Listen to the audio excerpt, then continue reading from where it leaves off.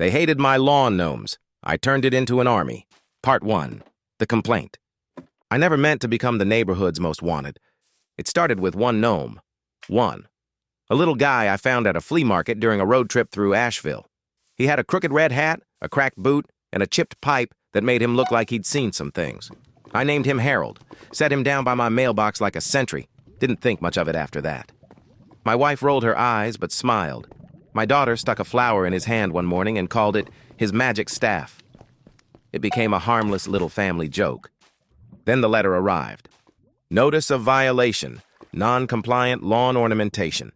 Infraction, unauthorized decorative statuary exceeding size and thematic limits per HOA Code Section 7.2b. Action required, immediate removal, $100 fine issued. I stared at it for a full minute, half expecting a hidden camera crew to jump out of the bushes. It was dead serious.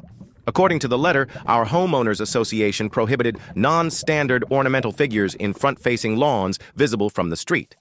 They had a list of approved themes: birds, planters, fountains, flag displays, no animals with cartoonish features, no figurines that evoke fantasy or mythical imagery. So, in essence, no gnomes. I chuckled. Thought it had to be a joke. I even walked to my neighbor's house. He's got a concrete frog holding a margarita glass on his porch. Still there, untouched, not a peep from the HOA. I emailed the board for clarification. Is this a standard enforcement for all decorative statues, or just gnomes? No reply.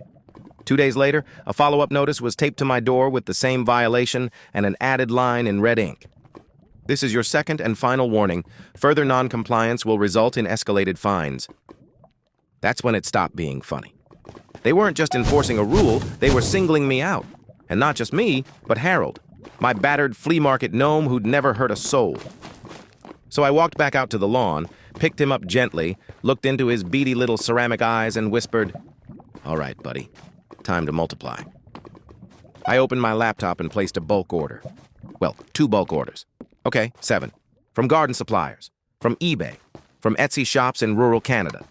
Painted gnomes, naked gnomes, pirate gnomes, yoga gnomes, solar-powered LED gnomes, gnomes that held lanterns, gnomes that rode turtles, gnomes with signs that said, "We don't dial 911.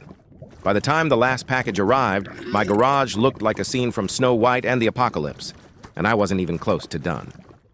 Subscribe for part 2.